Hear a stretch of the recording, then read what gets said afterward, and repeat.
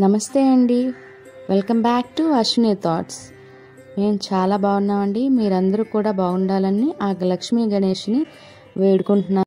ఈరోజు పంచాంగం మే 19, 2024 ఆదివారం. ఈరోజు తిథి నక్షత్రం ఏంటి, అదే సమయం వరకు ఉంది. ఈరోజు శుభ అశుభ గడియలు ఏంటి, వీటితో పాటుగా ఈరోజు మంచిదేనన్న విషయం కూడా చూద్దామండి. స్కిప్ చేయకుండా వీడియో ఎండింగ్ వరకు చూడండి. శ్రీ క్రోధినామ సంవత్సరం ఉత్తరాయణం, వసంత ఋతువు వైశాఖ మాసం శుక్లపక్షం. సూర్యోదయం ఉదయం 5:36 సూర్యాస్తమయం సాయంత్రం 6:32.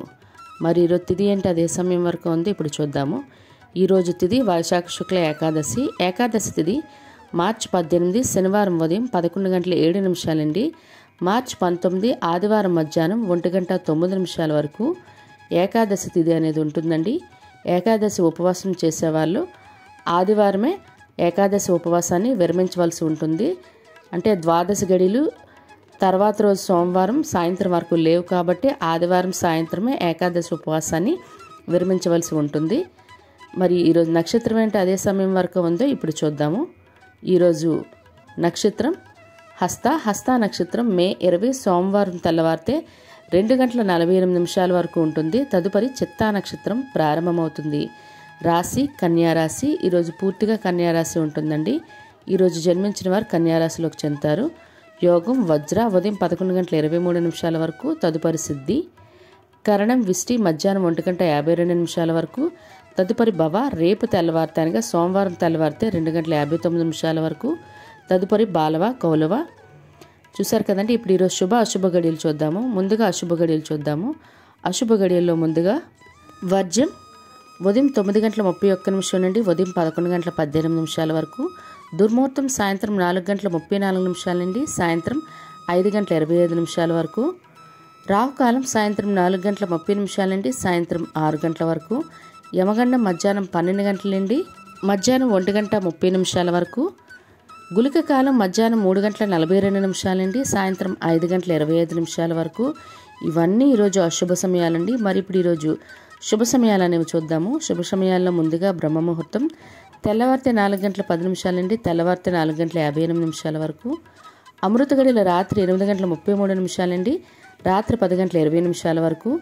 అభిజిత్ ముహూర్తం ఉదయం 11:47 నుండి మధ్యాహ్నం 12:38 వరకు. ఇవన్నీ ఈరోజు శుభ సమయాలండి. మరి ఇప్పుడు ఈరోజు ప్రత్యేకతలు అనేవి చూద్దాము.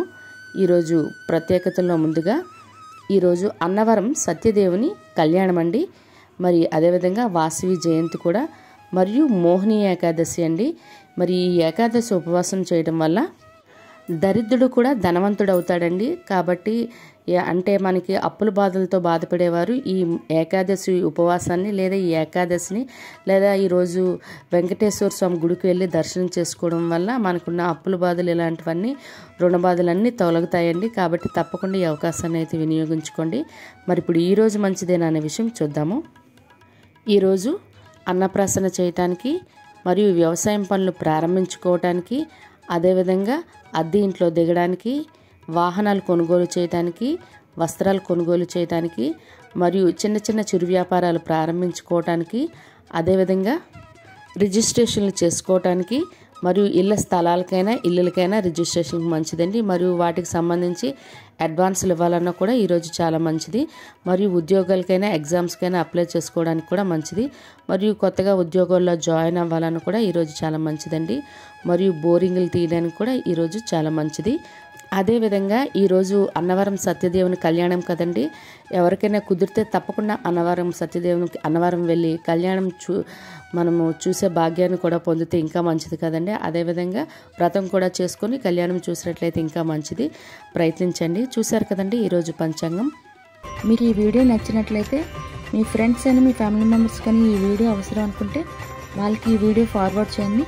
మరిన్ని ఇంట్రెస్టింగ్ వీడియోల కోసం అశ్విని థాట్స్ ఛానల్ని సబ్స్క్రైబ్ చేసుకోండి. బెల్ బటన్ టచ్ చేసినట్లయితే ప్రతి నా వీడియో మీకు నోటిఫికేషన్ కింద వస్తుంది. ధన్యవాదములు.